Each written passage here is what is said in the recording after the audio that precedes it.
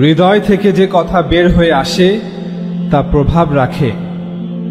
হয়তো ডানা নেই, তবে সে উড়ার ক্ষমতা রাখে। তার কবিতার উৎস পবিত্র, সুউঁচুতে লক্ষ্য তার। মাটি থেকে উত্থান, তবে স্বর্গীয় জগতে গমন তার। আমার ভালোবাসা ছিল বিদ্রোহমূলক, তা অবাধ্য আর চতুর। আমার কবিতার নির্ভীক চিৎকার আসমানকেও ভেদ করে গেছে, এ যাত্রা অনেক দূর। ফেরেশতারাও বলতে লাগলো, এই কবি কি এতটাই দাম্ভিক যে খোদার সাথেও ক্রুদ্ধ ভাব দেখায়? এটা সেই আদমই তো যাকে ফেরেশতারা সেজদা করেছিল, নাকি অন্য কেউ? আমি ভাবছি তাদেরকেও এভাবে ভাবায়। ইনসান তার আড়ম্বরপূর্ণ ভাষা নিয়ে গর্ব করে, কিন্তু নাদানরা এখনো কথা বলার আদবই শিখেনি। নিজেদের কি মনে করে? হঠাৎ এক আওয়াজ এলো, বড়ই করুণ গল্প তোমার। তোমার আর্তনাদ পুরো আসমান ছেয়ে গেছে, প্রার্থনা পৌঁছে গেছে দরবারে আমার। ভালোবাসার পূর্ণ তোমার হৃদয়ের ভাষা কত উদ্ধত। তুমি মধুর করেছ তোমার অভিযোগকে, যেন প্রশংসায় ছিল, আর হ্যাঁ, তুমিও অনুগত। তুমি প্রতিষ্ঠিত করেছ আমাদের কথাকে, খোদা এবং তার বান্দার। আমার দয়া তো সীমাহীন, তবে এখন আর কেউ নেই সেই তাদের মতো মিনতি করবার। কাকে পথ দেখাবো? গন্তব্যের কোনো পথিকই তো নেই। রত্নের যত্ন তো করব, তবে সেই জহরই তো নেই। যা দিয়ে আদম বানাবো সেই মাটিই তো নেই। কেউ যোগ্য হলে আমি অবশ্যই তাকে অধিষ্ঠিত করব। যারা খোঁজে তাদের জন্য নতুন এক দুনিয়াও গড়ব। তোমাদের বাহুতে কোনো জোর নেই, তোমাদের হৃদয়ে খোদারও কোনো আসন নেই। এই উম্মাহ তার পয়গম্বরের জন্য যেন অপমান আর লাঞ্ছনা। আগের সেই বিশ্বাসও নেই। মূর্তি যারা ভেঙেছিল তারা গত হয়েছে।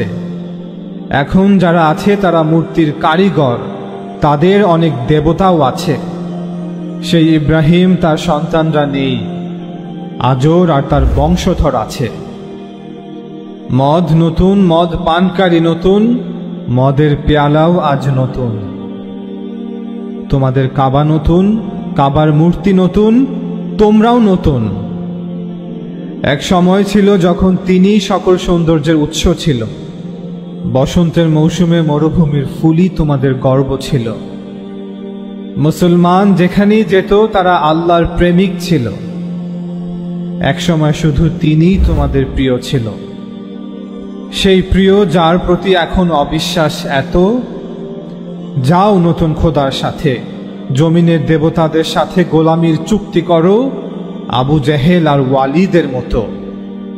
যাও মিল্লাতে মুহাম্মাদকে অংশে অংশে টুকরো করো। কত কঠিন এখন ভোরের ডাকে তোমাদের জেগে ওঠা, অথচ বলা হচ্ছে সেজদা করো। আমার জন্য তোমাদের কবে ভালোবাসা ছিল?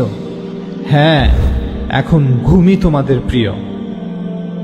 তোমাদের স্বাধীন জীবনের রমজান তো কয়েদখানা, এখন তাদের মতোই আরাম প্রিয়।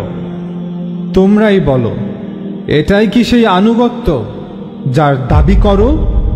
যে পাখি তার নীড় তৈরি করতে পারে না, তোমরা সেই জাতি। যারা তাদের পূর্বপুরুষদের কবর বেচে খায়, তোমরা সেই জাতি। পাথরের কবর বিক্রি করে নাম তো খুব ভালোই কামিয়েছ।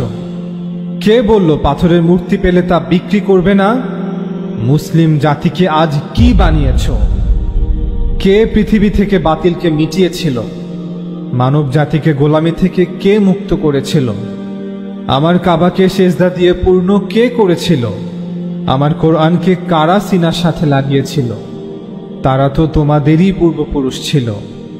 তবে তোমরা কি? হাতের উপর হাত রেখে শুধু ভবিষ্যতের স্বপ্ন দেখো। অভিযোগ যদি যৌক্তিক হয়